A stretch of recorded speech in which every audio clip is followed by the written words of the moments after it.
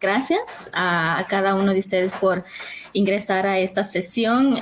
Gracias también a las panelistas por estar presentes en este espacio de parte del Fondo CAMI. Realmente es un verdadero placer y orgullo poder contar con cada uno de ustedes. Me presento. Mi nombre es Denia Arteaga. Soy oficial de programas para la Fundación Internacional de Seattle en el programa del Fondo para Jóvenes de Centroamérica y México, mejor conocido como Fondo CAMI. El día de hoy quiero compartir con ustedes y con mucha emoción este tema que nos ha traído el día de hoy acá. Es un tema que hemos desarrollado ya por más de un año que lo hemos venido trabajando y los resultados han sido bastante enriquecedores para generar la discusión en torno a cómo está la sostenibilidad del movimiento feminista y de mujeres en Centroamérica.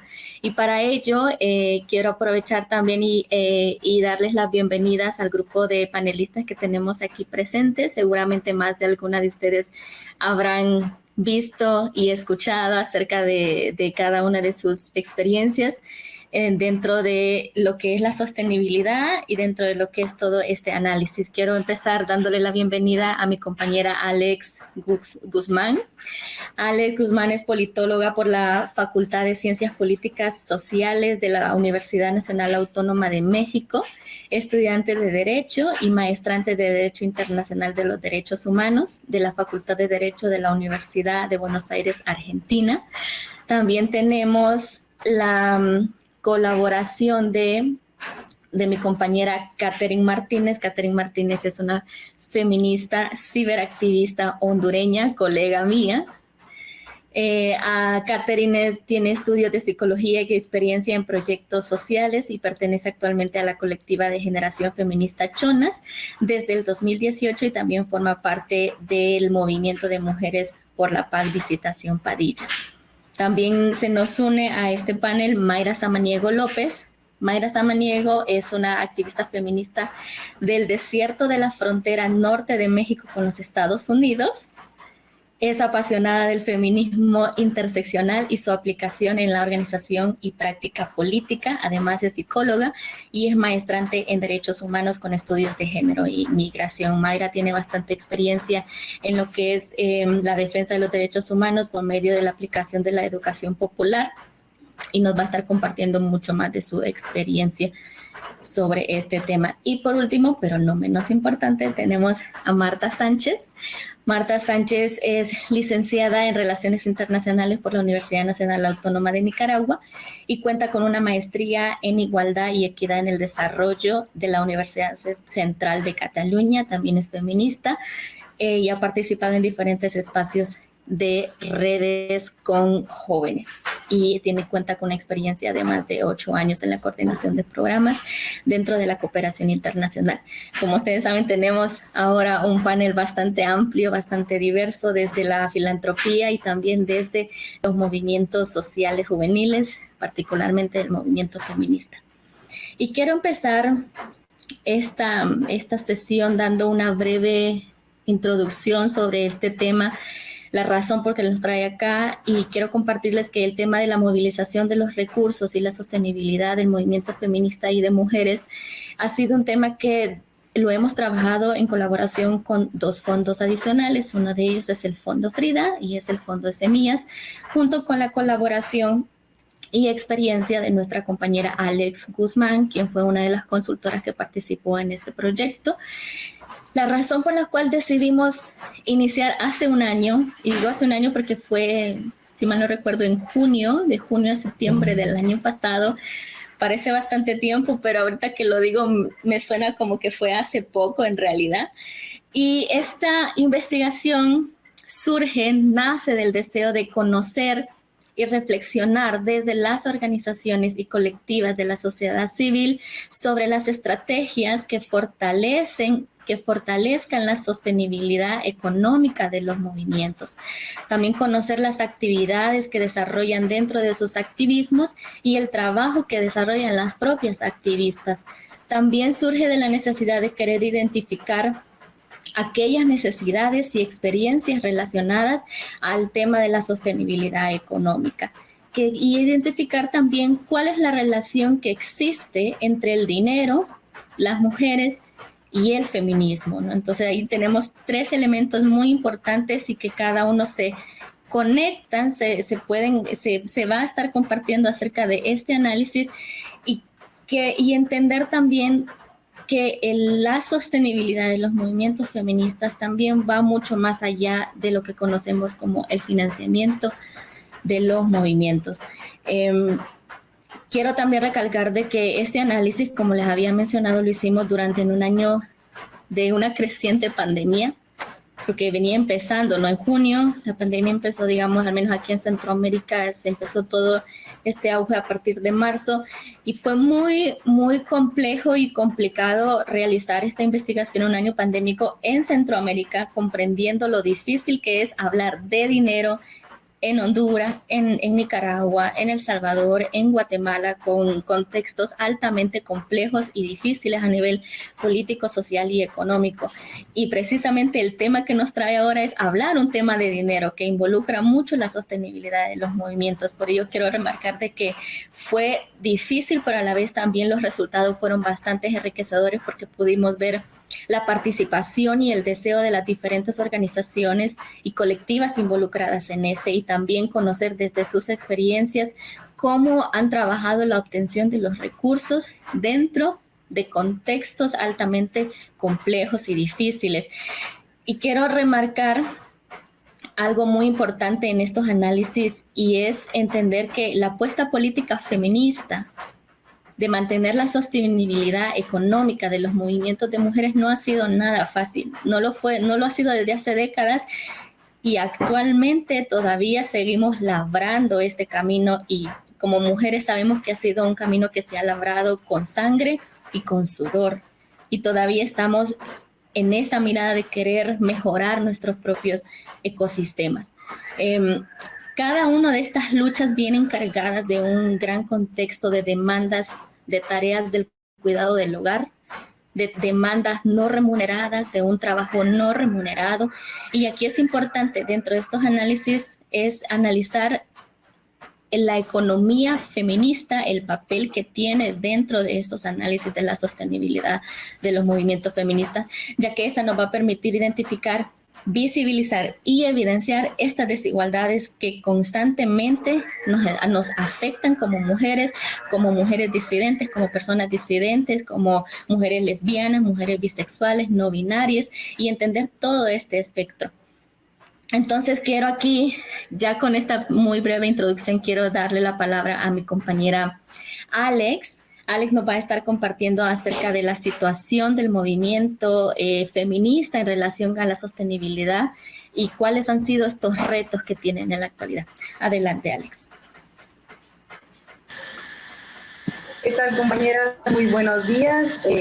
Muchas gracias a Fondo Cami, así como a Fondo Semillas, a Fondo Frida, quienes nos dieron la oportunidad, a mi compañera Dani, a quien saludo, seguramente nos está viendo en este momento, de poder realizar esta investigación, esta serie de talleres que finalmente se convirtieron un poco en el continuo de nuestro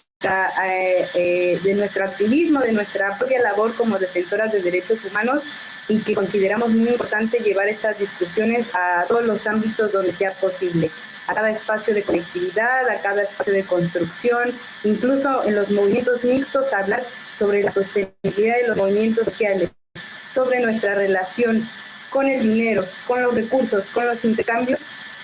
Para nosotras se nos convirtió ahí en el caballito de batalla y no lo soltamos más. Yo voy a hablar sí un poco en general sobre el contexto que estuvimos, digamos, también presenciando como activistas, como defensoras de derechos humanos, que nos atravesó un suceso al que a toda la humanidad le atravesó, un contexto pandémico en donde, digamos, la continuidad de la crisis, lo que llaman las defensoras mesoamericanas, la continuidad de las crisis, se agravó, dejó ahí ver ahí unos polos muy opuestos en cuanto a la distribución de la riqueza. Y bueno, preparé un par de palabritas aquí para que fuera un poco mi machete, mi acción. Mencionar que estos talleres que de los que hablaba la compañera Denia, que también compartimos con Mai, con con nuestra compañera Perla, con las compañeras de Fondo Semilla, se llevaron exactamente de junio a septiembre de 2020. Y el objetivo principal era esto, ¿no? Reflexionar con los fondos y sus distintas partes sobre las estrategias que fortalezcan la sostenibilidad económica de las organizaciones, las actividades que desarrollan en sus activismos y el trabajo de las propias activistas. Es muy importante mencionar que siempre traemos a colación esta obra de Si no puedo bailar no es mi revolución, que es un informe que recoge el Fondo Global de Mujeres, en donde entrevistan a una serie de activistas defensoras de derechos humanos a lo largo de todo el mundo, en donde enfatizar en el autocuidado, en la sostenibilidad propia, en el descanso, en el tiempo de placer, en la relación de que hacemos de nuestro activismo con nuestro entorno particular. En algunas ocasiones no está concientizado, no tenemos esa conciencia de que exactamente repercute todo en todo, porque somos feministas, porque lo personal es político, y a partir de esta investigación es también que nos guiamos un poco, ¿verdad? Respondieron al llamado 31 organizaciones copartes de México, Centroamérica, Latinoamérica, y ahí empezamos a poder entrever algunas cuestiones que ahora traemos al análisis. El aislamiento, como mencioné, fue un hecho universal en diversos territorios, por lo menos en Latinoamérica, dejó entrever con mayor nitidez la acumulación de las crisis civilizatorias.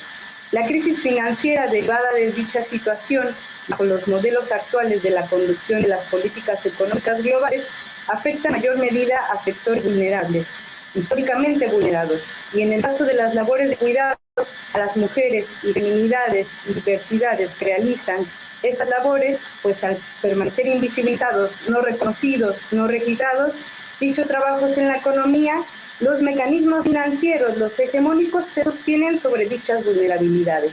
Hay ejemplos también sobre cómo la deuda repercute directamente en la vida de las mujeres, pues están debiendo ya un trabajo para sostener, debiendo un trabajo a futuro, generándoles una carga futura de un trabajo que todavía no realizan, para solventar necesidades básicas como los servicios que implica vivir, la renta, pagar el agua, pagar la luz, servicios que son también mediante ese modelo de acumulación originaria, que es continua, que se sigue viendo continuamente en los territorios de América Latina mediante el extractivismo, son acuerdos que se dan entre el capital y el Estado para favorecer a una clase política económica al capital, mientras se paga a costa de la vida de pobres, de mujeres, de diversidades, de aquellos que bancamos la olla en el día a día.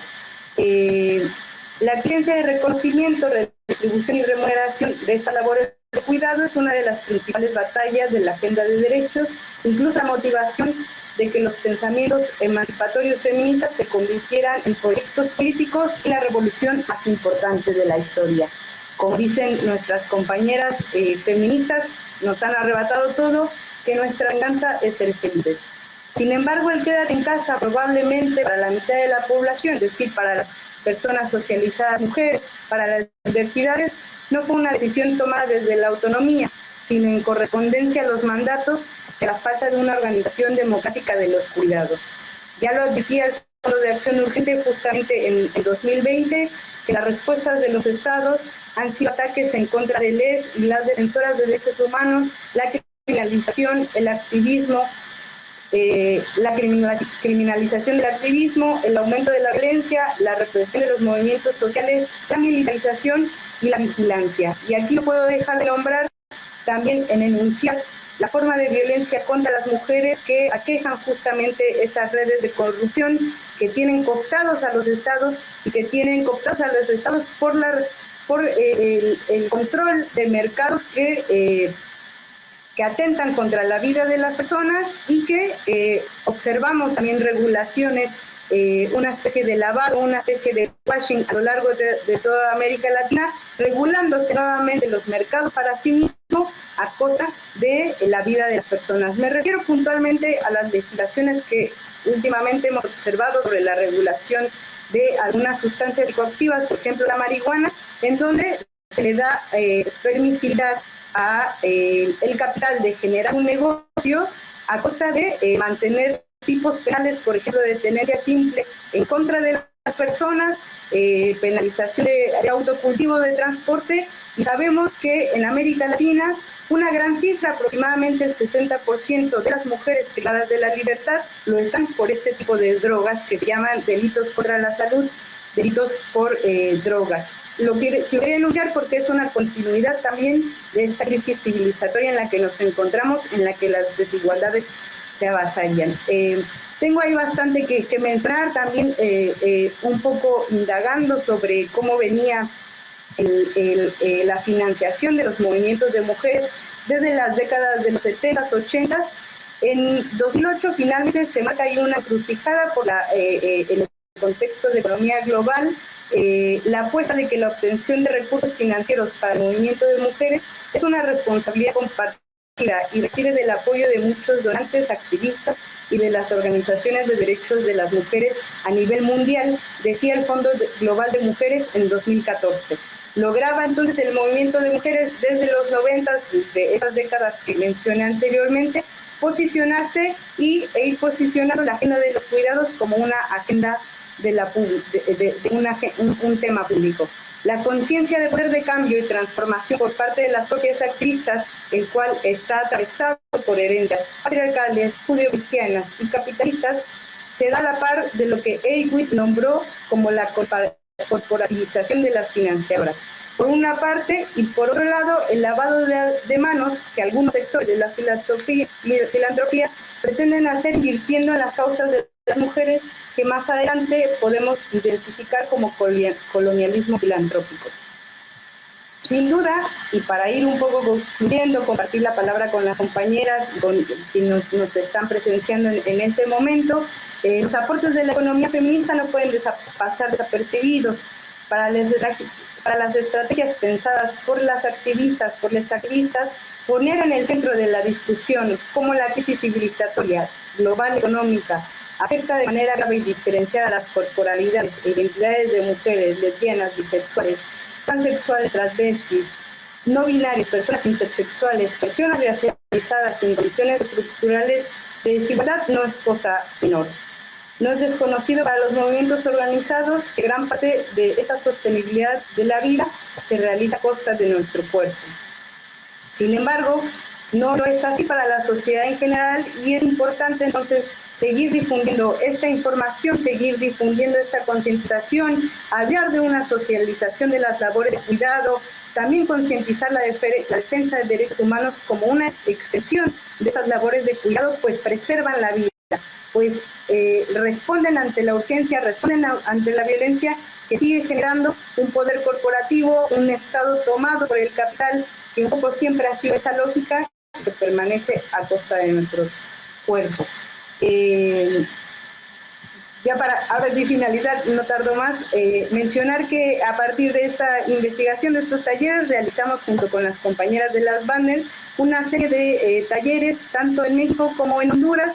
Recientemente fueron 2 ciclos de talleres en donde ampliábamos un poco este análisis, tratando de por lo menos conocer un poco de los distintos sectores en los que se puede hablar de exigibilidad de derechos, de justicia económica, de sostenibilidad feminista. Uno de los sectores principales justamente es nuestro propio movimiento, los propios feminismos, hablar del autocuidado, hablar del placer, del goce, de nuestro cansancio, de nuestra vida personal y cómo repercute en el ámbito de la defensa de derechos humanos, pasando por la filantropía, como lo acabo de mencionar un poco, no voy a ahondar ahí, y pasando también por la exigibilidad que se le debe hacer al Estado, a los Estados, en consonancia para regular esto que mencioné anteriormente, una socialización de las labores de cuidado y un cese a la violencia sistemática que se encontrará en nuestros cuerpos. Así que, queridas, sin más,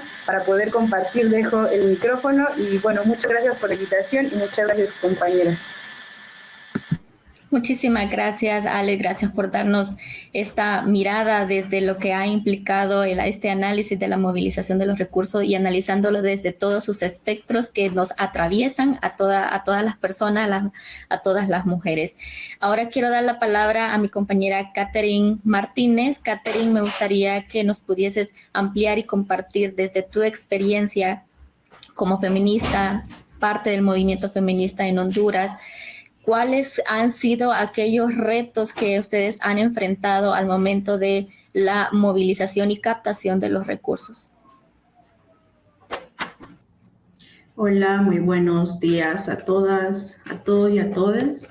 Mi nombre es Catherine Martínez y tal como mencionaba Denia, formo parte del Movimiento de Mujeres por la Paz Visitación Padilla y formo parte también de la colectiva ciberactivista Generación Feminista Chonas. Debo mencionar que es complejo tratar de responder a esta pregunta porque el feminismo acobija a diversos sentipensares, a diversos ejes políticos de trabajo desde el activismo feminista, pero teniendo en cuenta que tenemos en común la pandemia como un hecho histórico que nos atraviesa el cuerpo, los sentires, el trabajo, el acceso a recursos, voy a tratar de mencionar algunas generalidades que he encontrado en base a nuestra experiencia, que seguramente no es un hecho aislado, sino también compartido por las demás compañeras que se encuentran organizadas dentro del movimiento o que forman parte de algunas colectivas. Para empezar, he tratado de puntualizar algunos elementos que se han convertido en retos, ¿verdad? El primero es la pandemia como prioridad y la otra pandemia. Realmente la pandemia del COVID-19 ha desbancado la agenda feminista, ¿verdad? Cuando hemos posicionado una agenda a base de sangre, sudor y lágrimas, ¿cierto? Porque si bien hemos colocado en el discurso y debate público el tema de la atención a la problemática de las violencias, a realmente reivindicar nuestros derechos sexuales y reproductivos, incluso desde las disidencias, ¿verdad? Poder reivindicar esos derechos. Con la llegada del COVID-19, eso fue desbancado, fue sustituido prácticamente porque era atender lo urgente y no lo importante. Y eso obviamente resultó en una disminución de recursos para abordar estos ejes políticos del movimiento, para tratar la problemática de la violencia contra las mujeres, por ejemplo. Hubo escasos recursos para las casas refugio para sobrevivientes de violencia. Incluso hubo un gran, digamos que desfase a la hora de atender esta pandemia, ¿verdad? Porque las desigualdades fueron más marcadas esta vez. Aquí vimos cómo se profundizaron las desigualdades.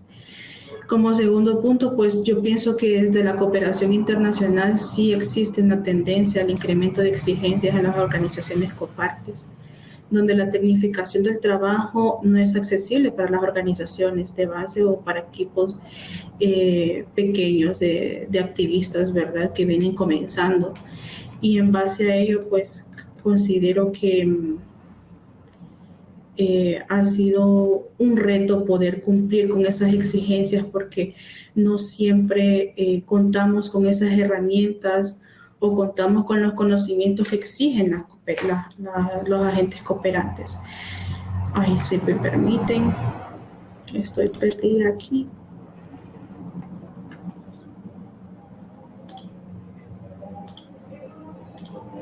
Ay, permítanme.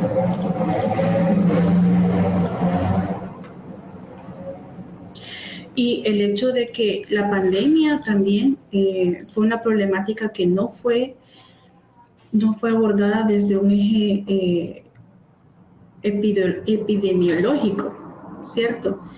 Vimos un gran esfuerzo por atender una crisis, pero aquí en esta región en particular vemos que hay un gran monstruo que nos ataca siempre, que es la corrupción, ¿verdad? Si bien se solicitaron fondos, donaciones para atender esta crisis, sabemos que las menos beneficiadas fueron las mujeres y las niñas.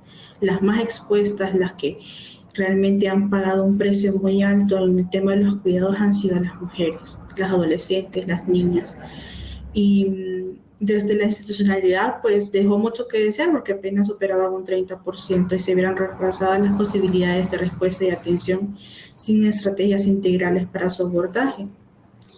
Y bien, desde el segundo punto, como les decía, cuando vemos ese incremento de exigencias de parte de la cooperación internacional, vemos que lejos de apoyar las estrategias institucionales o de las colectivas, imponen algunos criterios que, dado los contextos tan complejos de nuestros países o regiones, son difíciles de asumir, sobre todo cuando le apuestan a la incidencia política con tomadoras de decisiones que en realidad no están dispuestos a acceder a espacios de diálogo y de negociación.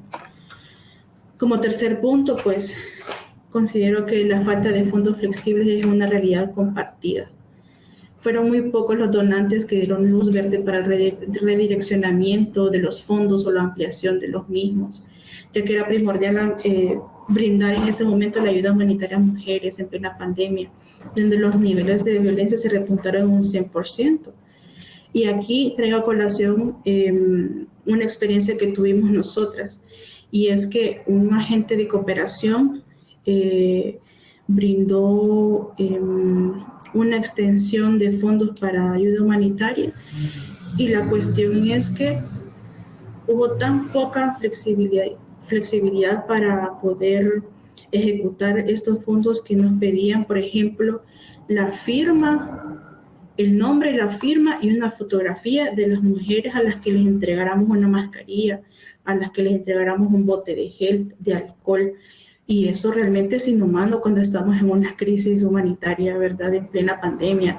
Y la cuestión es que también hubo mucha rigidez en cuanto a la facturación. Por ejemplo, aquí solicitaban facturas con RTN cuando la mayoría de los negocios estaban cerrados. Y esa facturación yo comprendo que son regímenes estatales para declaración de impuestos y todo, pero en plena pandemia tener esos requisitos tan inflexibles realmente fueron un obstáculo, fueron un reto que fue realmente difícil tratar de humanizar esta ayuda humanitaria. Aunque suene redundante, pero muchos de estos fondos que se destinaron eran a base de mucha exigencia para nosotras como ejecutoras de este tipo de apoyos. Como siguiente punto, pues quiero mencionar que hubo mucha burocracia y poca acción cuando se aperturaron ciertos fondos. Y hablo cuando hubo una gran gestión de fondos desde Naciones Unidas, donde la burocracia pues predominó muchas veces cuando solo habían reuniones y nada que se materializaba una ayuda concreta, un apoyo concreto a las mujeres y sus necesidades, sus principales demandas. Y la cuestión es que muchas veces los fondos, digamos, voy a decir un comentario un poco fuerte, pero realmente se desperdician en eventos realmente grandes, ostentosos, y no precisamente van dirigidos a las mujeres que realmente están pasando por situaciones críticas de violencia, de maltratos, de discriminaciones. Y cuando son las organizaciones feministas las que atienden estas problemáticas, sí colocan una serie de trabas, por decirlo así, para poder ejecutar o desarrollar estas iniciativas que tenemos desde el movimiento feminista. Otro elemento es que una gran parte de estos fondos que fueron de parte de grandes organismos, cooperantes, lo que sea, fueron cooptados por organismos internacionales, ¿verdad? Que, puedo decir el UNFPA, por ejemplo, el Fondo de Población, que UNICEF, que fueron grandes ejecutoras para la ayuda humanitaria y todo, pero realmente eso no contribuyó al fortalecimiento del trabajo de las mujeres que estaban realizando acciones dentro de las comunidades, ¿verdad? Organizaciones y colectivas que estaban trabajando por y para las mujeres desde las comunidades. Y esto realmente, en vez de fortalecer el trabajo que se estaba realizando, más bien contribuye a debilitarlo. Otro elemento que pude detectar es la precarización laboral en tiempos de pandemia, ¿verdad? Porque por lo general la cooperación posee una visión o una perspectiva de que todas somos voluntarias al 100%, y por lo tanto dentro de estas subvenciones colocan que hay aportes para salario, que hay bonos a los que pueden acceder las personas que desarrollen estas actividades, pero en ningún momento se les garantizan algunas cuestiones laborales básicas, ¿verdad? Como el acceso a la salud. No se garantiza el acceso a salud para las activistas, por ejemplo.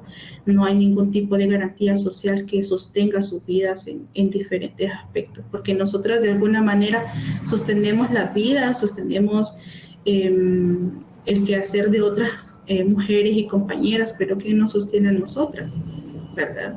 Muchas veces desde aquí de la organización decimos, bueno, nosotras brindamos atención integral a las mujeres sobrevivientes de violencia, pero ¿quién nos atiende a nosotras?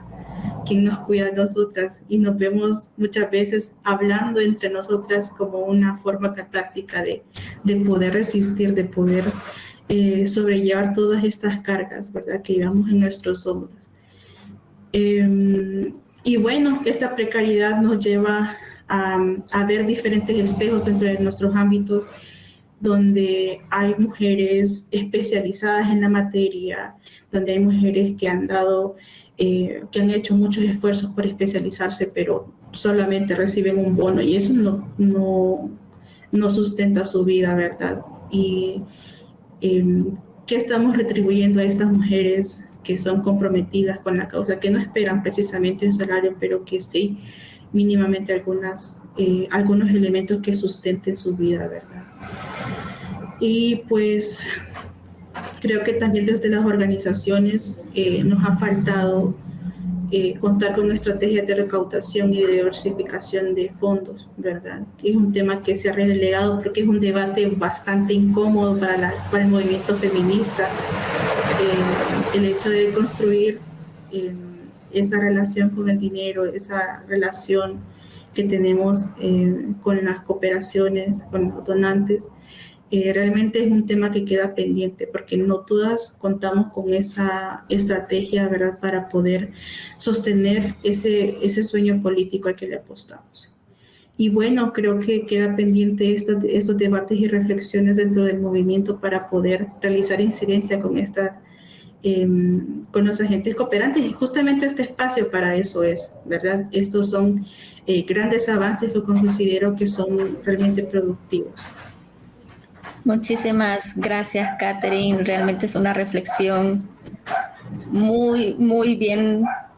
No encuentro las palabras porque de alguna forma esa es la discusión que hemos tenido desde el movimiento feminista, ¿no? La importancia de la flexibilización en la rendición de cuentas, la importancia también de pensar en fondos para la salud mental y la importancia también de dejar de ver que las tareas del cuidado y el trabajo no remunerado corresponden a las mujeres.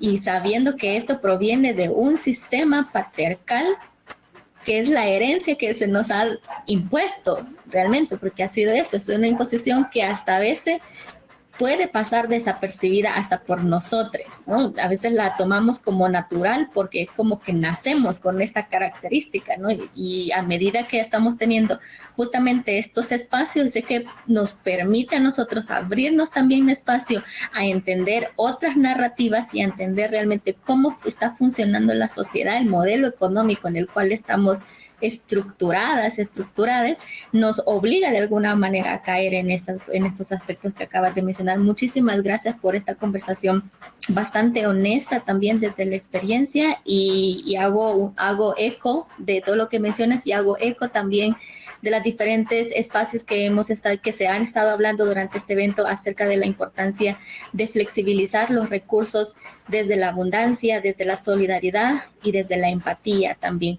Y quiero ahora pasarle la palabra a mi compañera Mayra. Mayra, como ustedes saben, ella trabaja en Fondo Frida. Ya en esta parte me gustaría, desde tu perspectiva, desde tu experiencia como persona activista feminista, donante y que también ha participado en los movimientos feministas, ¿cuál crees vos que es lo que implica para el movimiento feminista y de mujeres la sostenibilidad y la sustentabilidad en esta región de Centroamérica para nosotras las mujeres? Muchas gracias, Denia, por esta pregunta.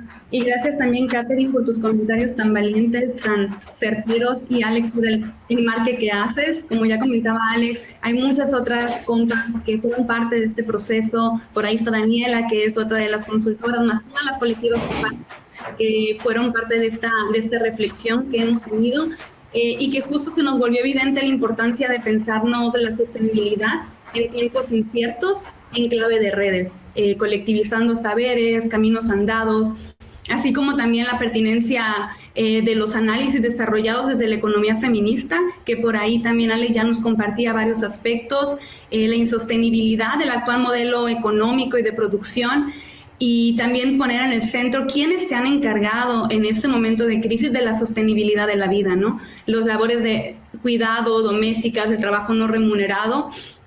Y justo en el marco de eso, cómo pensar la sostenibilidad del movimiento, de los activistas, en el marco de los estragos económicos de la pandemia, de una crisis climática, de gobiernos que reprimen a movimientos sociales, de agendas fundamentalistas contra los derechos de las mujeres y las disidencias. Y justo en este camino es que pues nos fuimos a andar también reflexiones previas que han venido dándose en diversos círculos, espacios, que también hemos justo ido reconociendo el camino ya andado por muchas organizaciones y fondos. Iniciamos con la intención de encontrarnos en un proceso de reflexión conjunta sobre estrategias que fortalezcan la sostenibilidad económica de los movimientos feministas. Por ahí empezó el asunto, por una cuestión de la relación feminismo-dinero, reconociendo que existen numerosas barreras en el acceso a los recursos por parte de las organizaciones feministas. Muchas de ellas ya las ha comentado Catherine.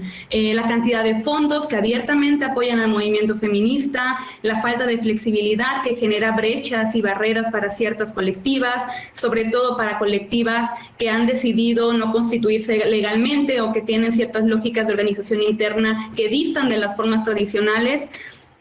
Las limitaciones para el acceso siquiera a la información de oportunidades de financiamiento, las barreras legales y fiscales para el acceso a recursos que también se han mencionado. Pero junto con esto también veíamos algunas barreras asociadas más a las dimensiones culturales y sociales, ¿no? Que se reflejan en la forma en que activistas y organizaciones feministas establecen su relación con el dinero en función del género, de la clase, del racismo, y también la importancia y la necesidad de profundizar esas reflexiones en torno a todos estos ejes socioculturales para propiciar un acercamiento que fortalezca la sostenibilidad, revisando las condiciones en las cuales las activistas realizan su labor, justo buscando contrarrestar el desgaste y el aumento de la precarización en las cuales se encuentran. Y es así que como parte de estas reflexiones que fuimos ahí tejiendo en conjunto, fue necesario ver la sostenibilidad que pasa no solo por la dimensión financiera y la justicia económica, la cual es crucial, sino que también pasa por elementos de seguridad, por elementos de prácticas de cuidado colectivo, por condiciones materiales dignas para realizar la labor de defensa de derechos humanos, por estrategias de sanación, incluso de justicia ambiental, y eso nos llevó a ir escalando la mirada de sostenibilidad feminista y justo pensarnos quiénes sostienen el movimiento, cuáles son las condiciones materiales y de seguridad para hacerlo, y cómo apoyamos justo a esas organizaciones y a las personas que sostienen esas organizaciones que están en la línea de frente. Entonces, pensarnos justo esto, ¿no? La sostenibilidad que pasa por los recursos financieros, pero que pasa también por la sostenibilidad de nuestras prácticas y nuestros ritmos de trabajo, de activismo, de militancia.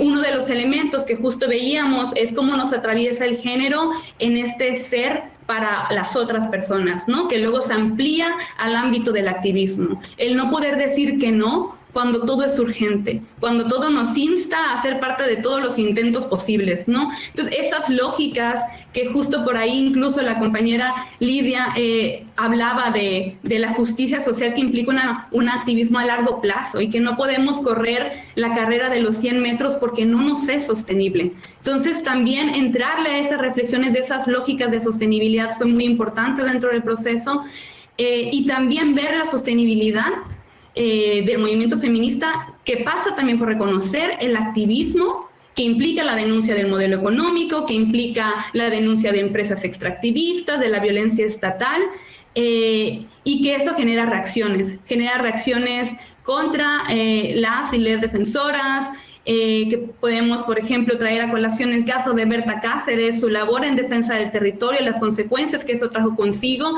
Entonces, ¿cómo incluimos dentro de nuestro trabajo como donantes la gestión compartida del riesgo? Algunas de las reflexiones por ahí derivadas de este proceso también fue cuál es nuestro rol como integrantes de fondos y fundaciones y de qué manera tendemos a repetir patrones de colonización en los cuales la apuesta no es fortalecer las condiciones para la autonomía, sino la dependencia de la filantropía, ¿no? Y que justo implica reconocer dentro de las raíces de la filantropía las estructuras de desigualdad que están sostenidas en formas coloniales, en formas capitalistas, y tener presente nuestro rol de redirigir esos recursos a las comunidades y movimientos que no tienen acceso a oportunidades para continuar sus estrategias de justicia social. O sea, de un modo en el que la riqueza, o sea, en un contexto en el que la riqueza está cada vez más concentrada. Entonces, poniéndolo desde esa mirada, las colectivas feministas, las organizaciones feministas, al movilizar recursos, no solo están ejerciendo una estrategia para sostener su activismo, sino que también es parte de su activismo en sí mismo, porque implica transferir la concentración de la riqueza y transferir esa concentración a estrategias de justicia social que hagan frente. Entonces, justo entendiendo esto, la apuesta es transitar de modelos de caridad verticalista a redes de colaboración desde los espacios en los cuales cada quien está activándose y cada quien está siendo parte, ¿no? Y justo con esta cuestión de nuestro rol como fondos, también otro elemento importante que vimos es movernos de la competencia a la solidaridad, ¿no? Cómo transitar de la competencia por los aparentes escasos recursos, que no son escasos, más bien no hay muchos recursos destinados al movimiento feminista, a los movimientos de mujeres, a potenciar y empujar redes de colaboración y solidaridad. Y eso implica descentralizar la toma de decisiones en torno a los recursos, generar procesos participativos como un primer paso, desarrollar procesos que cambien la lógica de competitividad a solidaridad a través de iniciativas de trabajo colaborativo, aplicaciones conjuntas y que justo podamos ser capaces de renunciar a la centralización de la toma de decisiones y hacer o contrarrestar esto que decía Catherine, ¿no? O sea, contrarrestar la lógica de imponer agendas o estrategias específicas en el activismo. También otro elemento central es incluir las lógicas de cuidado como base para la sostenibilidad dentro de nuestro rol como fondos y donantes. O sea, reconstruir la relación con el dinero para que sea menos masculino y patriarcal, y esto quiere decir dejar de ver el trabajo gratuito, dejar de pasar la parte del trabajo no remunerado ahora al activismo, en el que vemos que el trabajo se hace, pero no vemos quiénes lo hacen ni cómo y con qué condiciones. Entonces, transitar esta mirada y justo apostarle a ver ese trabajo que realizan les activistas en muchas ocasiones de manera muy precaria, ¿no? Entonces, también las estrategias de autocuidado y cuidado colectivo al interior de las organizaciones como prioritarias, como parte de los procesos, como parte de los proyectos, como parte de las estrategias, ¿no? Y que justo nos toca entonces movilizar recursos, asignar fondos a ello. Desde Frida incluso hemos tenido que generar como subvenciones extra, además de los fondos que usualmente se dan de subvención general y flexible a las copartes, destinados únicamente a temas de fortalecimiento interno y a temas de sanación y de cuidado colectivo, porque hemos visto que fondos que entran, fondos que las colectivas y activistas mandan actividades a la comunidad. Entonces, hemos tenido que justo buscar estrategias para que esos fondos sean destinados a esas labores, y una vez habiéndolo hecho, muchas colectivas dicen, es que justo eso ha ido como hackeando la manera en que entendemos el trabajo que hacemos, ¿no? Que es necesario también asignar al fortalecimiento interno, que es necesario también asignarlo a nuestro cuidado, ¿no? Y justo incorporar dentro de el margen de las cuestiones para las cuales se puede utilizar los presupuestos, los salarios, un espacio físico seguro, herramientas de seguridad digital, elementos que permitan la salud integral de los activistas, la gestión compartida del riesgo, redes de apoyo ante emergencias, procesos de sanación, y que justo sea eso, ¿no? El cuidado colectivo como parte de la sostenibilidad y de nuestro rol como fondos que apoyamos al movimiento feminista y de mujeres. Y justo también como allá algunos últimos puntos en cuanto a las condiciones necesarias para ello, es necesario pensarnos que cuando apoyamos a organizaciones cuyo centro es la justicia social, eso pasa también por apostar a que existen procesos internos que transgreden el orden establecido, y apostarle también a que nos vamos a enfrentar a ello, a lógicas que tienen una mirada más vertical, o que justo la interseccionalidad, al no ser un discurso sino una práctica, implica diversos tipos de activismo mezclados dentro de una misma colectiva, o implica el tenerse que repensar las estrategias conforme va ocurriendo el contexto volátil para responder a esas estrategias. Entonces, apoyar organizaciones y movimientos feministas de justicia social implica ser capaces de ver que esto es parte del paquete, y que las organizaciones entonces necesitan flexibilidad para poder hacer esos ajustes y para poder tomar decisiones de manera autónoma. Entonces, no apoyar proyectos específicos, sino acompañar procesos organizativos. Y justo entendiendo que el cambio social es a largo plazo, las estrategias de cambio también lo son. Entonces, plantear la sostenibilidad a largo plazo. Así como la continuidad de los proyectos ante la lógica de apoyo únicamente financiero, buscar otras formas de apoyo. A lo mejor otras formas de apoyo por parte de donantes, por parte de fondos, es el enlace con otras organizaciones, con otros donantes, talleres en torno a administración y gestión de fondos, espacios de intercambio, de colaboración, estrategias de diversificación de fondos. Y justo eso, ¿no?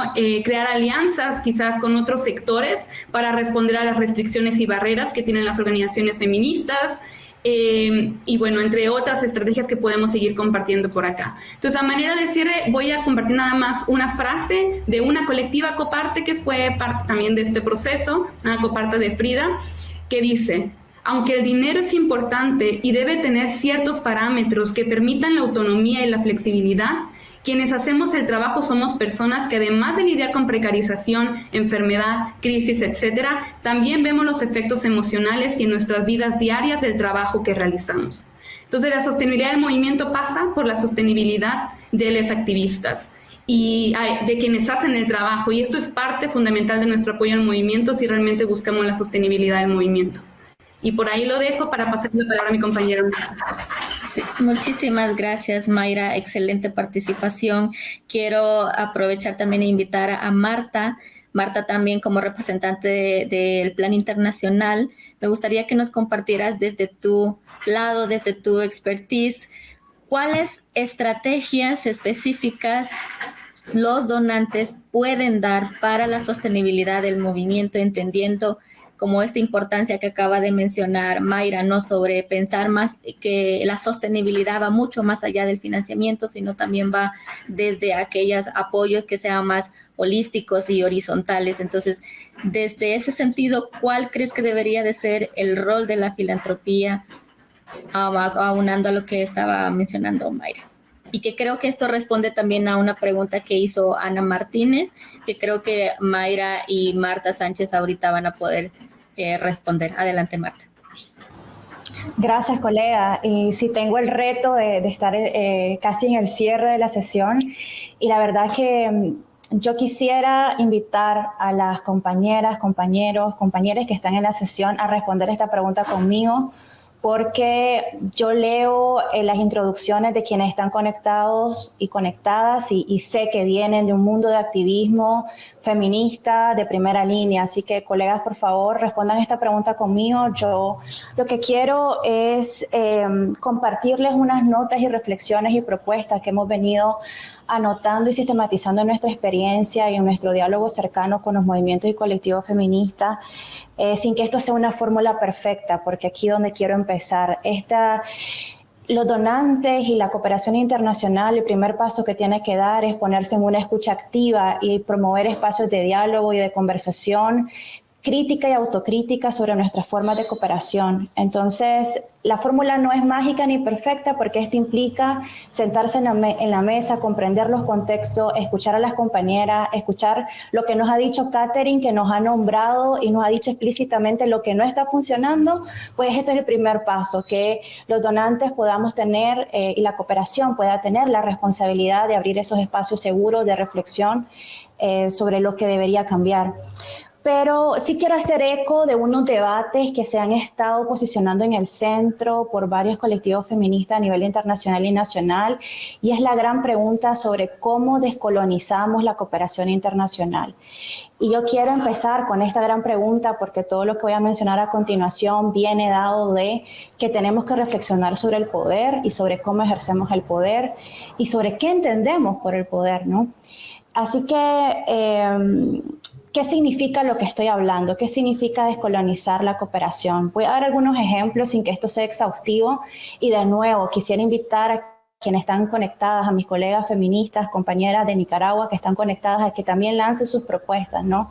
De cómo hacer un activismo, un contexto represivo y altamente que garantiza, no, que vulnera, ¿no? Todos los días los derechos humanos.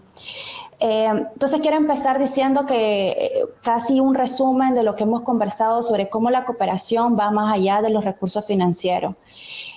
Los recursos financieros sí son importantes, ojo, voy a hablar más adelante de esto, pero quiero que nos saquemos de esta idea que los recursos financieros lo son todo, porque desde ahí también entendemos el poder.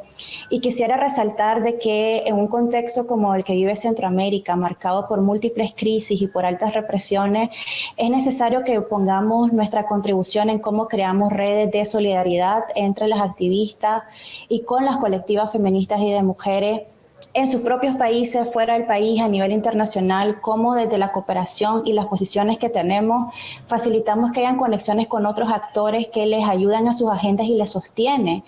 Y aquí estoy hablando de unas especies de intercambio que puede ir desde una denuncia internacional hacia una violación de derechos humanos hasta el simple o movernos a otro ejemplo de que implica procesos de intercambio de experiencias con otras activistas feministas que están pasando por contextos similares. Así que la creación de redes de solidaridad no es menor en un contexto como el que vive Centroamérica, y acá yo invito a los donantes a que se piensen autocríticamente cuáles son esos actores claves que tenemos en nuestros entornos, a quienes podemos tocar la puerta, a quienes podemos crear estos puentes de conexión. Lo segundo es que también los donantes tenemos que ser corresponsables de lo que ocurre. ¿Y a qué me refiero? Tenemos que también utilizar y hacer uso estratégico de los contactos y de nuestras redes de influencia para abocar a favor de las colectivas feministas que están en la región y que a veces no pueden alzar la voz por muchísimas razones, ¿no? Puedo enumerarlas, pero aquí lo que quiero decir, hagámonos responsables, colegas. Busquemos, toquemos en nuestras sedes, si estamos basados en Estados Unidos, en Europa, es decir, busquemos esos espacios para que las colectivas feministas y de mujeres puedan elevar sus voces de manera segura para demandar pues, el cumplimiento de sus derechos. Lo tercero, que ya lo había mencionado mi colega Mayra, también Alex y Catherine lo dijeron, repensémonos lo que significa la incidencia política y dejemos de pensar que ese es el último objetivo, porque acá la reflexión es hacia quién va la incidencia política. ¿Ese actor nos reconoce como interlocutores válidos acaso? ¿Es ahí donde queremos ver los cambios realmente?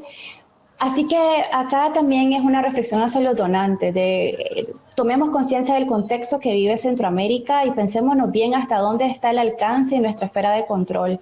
Y la incidencia política no es el camino, sobre todo si la otra parte no quiere escuchar y tampoco se quiere sentar a negociar, no nos quiere reconocer como actores de sociedad civil.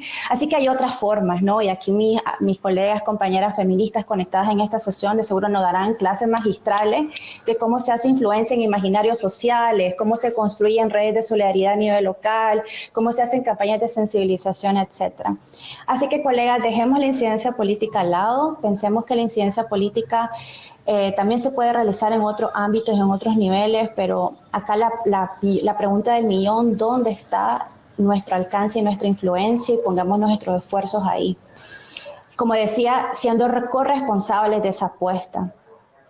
Lo segundo es la cooperación flexible. Sé que lo hemos escuchado un montón, mis colegas me han dado ejemplos maravillosos de qué significa. Yo solo quiero reiterar una vez más que esto es importante. He leído comentarios en el chat que significa cómo se hace una competencia desigual en el acceso a los recursos. Esto es real. Así que, colegas donantes, necesitamos gestionar una cooperación que sea inclusiva. Y eso pasa por reconocer todos los diversos sectores, organizaciones de sociedad civil que están a nivel local. Dejemos de pensar que solamente se puede trabajar con aquellas que tienen personería jurídica, porque en nuestros contextos tener personería jurídica lleva unas implicaciones y unos riesgos políticos enormes. Acá no traigo la fórmula perfecta, podría decirles cómo hemos estado trabajando con colectivas que no tienen personería jurídica, pero mi respuesta siempre va a ser: pregúntenle a las propias colectivas cuáles podrían ser las otras formas de apoyo que tal vez no son financieras, pero que sí les podrían empujar muchísimo sus agendas. Y también reconozcamos que la gestión de recursos en Centroamérica está cada vez más en riesgo e implica riesgo político y de seguridad y de otros tipos de riesgos para las colectivas. Así que tenemos que repensarnos la forma en cómo hacemos la transferencia de recursos y si es necesario hacer transferencia de recursos o nuestro apoyo puede ser otro. Lo segundo, una recomendación muy concreta: destinemos porcentajes de nuestros presupuestos en los programas y en los proyectos que sea flexible. No tenemos que amarrar todo en este marco lógico perfecto, porque la realidad no es perfecta. Entonces, nuestra práctica en los últimos años ha sido destinar un 10%, un 15% a un fondo de emergencia rápida, que sea para responder a coyuntura, que sea para una emergencia de seguridad, que sea para apoyar a estas colectivas que requieren inclusive irse al exilio por la situación en las que viven. Y esto pues significa, ¿no? Destinemos estos recursos, aprendamos sobre cómo funcionan y estoy segurísima que vamos a ver cambios en la forma en cómo operamos y en las contribuciones que damos. Lo tercero, colegas, negociemos esta idea de que solamente se necesita, por ejemplo, el 30% para funcionamiento. Esto está resultando perverso porque estamos viendo colectivas feministas con un alcance nacional súper potente, haciendo 20,000 cosas, y finalmente, ¿quiénes son? 4 personas. Y esas 4 personas están dándolo todo, están dando su vida, su salud, su familia, sus ingresos, su seguridad, etcétera, para esta apuesta porque hay una convicción política. Pero, ¿qué significa? Busquemos esos otros tipos de financiamiento que algunos donantes están trayendo ahora, como el core funding, de cómo ayudar el funcionamiento, la operación, para que hayan equipos más amplios, con menor carga laboral, para pensarse otros procesos. Y ya no quiero mencionar, porque ya lo han dicho, cómo invertimos en la salud mental, cómo invertimos en el cuidado colectivo. Pero aquí es otro tip: si alguien quiere hacer algo, sentémonos a negociar con nuestros donantes de cómo superamos ese 30% y cómo reconocemos que las personas que conforman organizaciones son la vida de la organización y no es el costo directo de las actividades que se ejecuta, porque no va ahí, colegas, no va ahí. Y esto yo sé que se lo han dicho, lo hemos hablado un montón de veces en la cooperación, pero todavía no aprendemos. Así que mi mensaje sería llevar esto a la reflexión y hacernos corresponsables de esa negociación. Y lo último, no menos importante, ¿no? Esta pregunta que nos hacía Ana María en el chat, así me tenía desde el inicio pensando que esto no es solamente estrategias mágicas de cómo apoyamos la agenda X, de cómo hacemos tal. Implica también repensarnos y reflexionar sobre nuestras formas de trabajo interna. Colegas, significa que hablemos sobre el poder a lo interno de nuestras organizaciones, que las ONG internacionales, los donantes hablan sobre el poder y qué significa, que entienden por poder, y reconozcamos que es posible que estemos reproduciendo prácticas adultistas, patriarcales, sexistas, misóginas, y que básicamente somos una reproducción de ese sistema. Yo no estoy diciendo que todas seamos así, solo quiero volver a llamar la atención de que tenemos que repensar nuestras formas de trabajo porque esa es la manera en cómo hacemos la interlocución con otra. Entonces estoy hablando que hablemos sobre el poder, estoy diciendo que creemos espacio con las organizaciones una vez al mes para tener una conversación crítica, autocrítica, feminista, interseccional sobre cómo estamos trabajando, qué no está funcionando. Puede ser la comunicación, puede ser la forma de las rendiciones de cuentas, pero abramos el espacio, ¿no?, para escuchar esto. Tengo 2 puntos más para cerrar, que el otro que quería resaltar es que descolonizar la cooperación significa reconocer que las organizaciones y los países y el nivel local tienen las capacidades y la experiencia para desarrollar sus propios procesos. Así que, colegas, dejemos de pagar estas evaluaciones carísimas por personas externas cuando en las propias organizaciones existe la capacidad para desarrollar procesos de alta calidad y que también vienen de sus sentires, sus emociones, de sus preocupaciones. Así que invertir, reconocer la expertise del nivel local significa eso, pues pensar cómo podemos hacer el cambio en la forma en cómo recolectamos la información, quién lo hace, quién se reconoce como válido para eso. Estoy dando un ejemplo de un caso de evaluación o de investigación, pero sí quiero elevar de que hay debates incómodos que dicen cómo la cooperación está contratando a tanto personal expatriado, ¿no? Y entonces nos dicen, en el país tenemos capacidades, en el país las organizaciones tienen todo este personal con muchísima experiencia y hay que reconocerla. Y eso significa descolonizar lo que se entiende por conocimiento y por poder. Y lo último que tengo en mis notas es cómo reflexionamos sobre nuestro lenguaje y sobre nuestras formas de ver el mundo, ¿no? Y esto no es menor porque ¿cuántas veces yo he escuchado que las organizaciones feministas nos dicen dejen de llamarnos beneficiarios? Y yo sé que hemos trascendido esta conversación en algunos momentos, pero lo que quiero decir es que el lenguaje es importante y el lenguaje tiene muchísimo que ver con lo que entendemos el mundo y lo que entendemos el poder.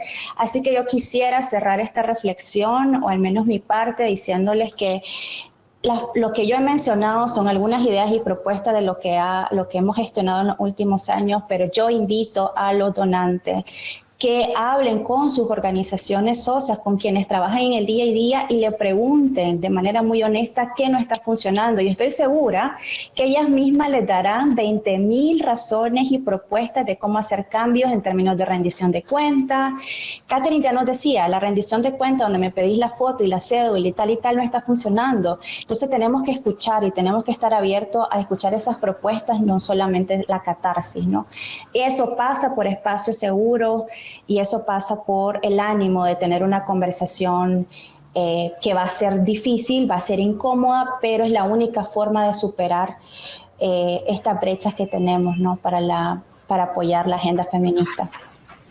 Gracias. Muchísimas gracias, Marta, Alex, Mayra, Catherine. Ha sido una conversación bastante enriquecedora.